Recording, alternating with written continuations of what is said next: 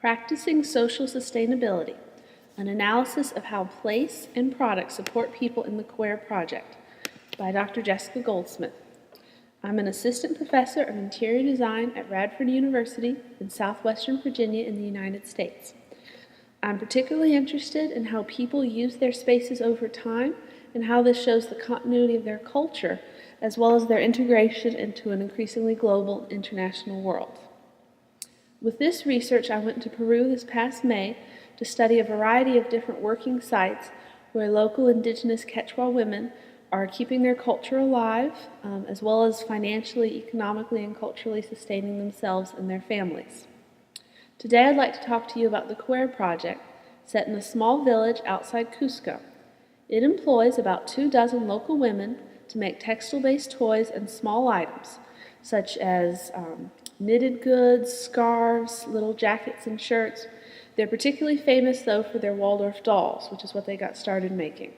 A Waldorf doll is a type of cloth doll made from entirely natural materials, cotton, wool, flax, with a very simple face and very simple features, so that way a child can have a great deal of imagination as they play with it. These items are sold locally and internationally online at fair trade prices. Many employees at the Qewar project come from a family background of poverty, alcohol abuse, as well as domestic violence. At the Qewar project, employees work with their hands, using their traditional textile skills to create viable merchandise in exchange for a guaranteed hourly wage in a clean, well-lit facility. Preschool is available on site for younger children. There isn't a daycare yet, though, so women with the youngest children don't really have a place to keep them right now. But there's a preschool on site, and then they can start primary school when the children are a little older. The project has been in operation since 2002 and recently moved to new headquarters, which is what we're looking at now.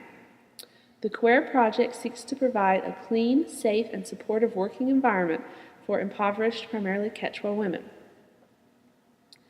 This analysis that we're going to talk about today is based on a site visit, interview with Director Julio Herrera, who started the project, and previous studies of the project based on other scholars and visitors.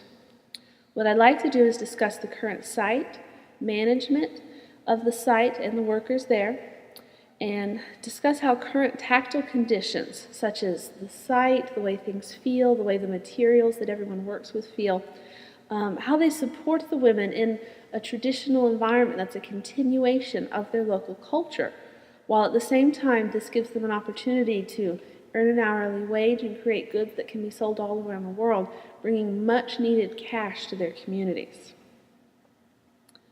The director is very, very proud of his new site. I can't stress that.